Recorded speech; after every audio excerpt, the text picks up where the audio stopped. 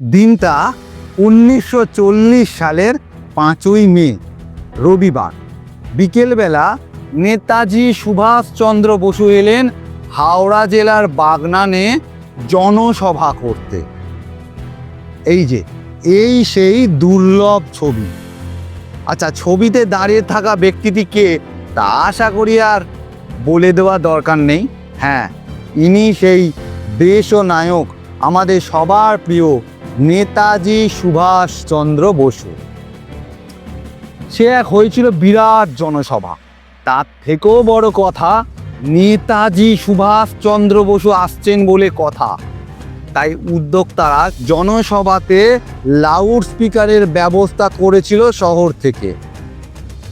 বলা বাহুল্য, এর আগে এই বাগনানে কখনো কোনো জনসভাতে লাউড স্পিকারের ব্যবস্থা করা হয়নি। মহিলাদের জন্যে আলাদা বসবার ব্যবস্থা করা হয়েছিল। সেই দিন কালবৈশাখীর প্রবল ঝড়কে উপেক্ষা করে তাবড়ে তাবড়ে মানুষ সেই জনসভায় উপস্থিত হয়েছিল। এই রকম আরও তথ্যমূলক ভিডিও পেতে আমাদের চ্যানেলটি লাইক, শেয়ার, কমেন্ট, সাবস্ক্রাইব সমস্ত কিছু করে দিন।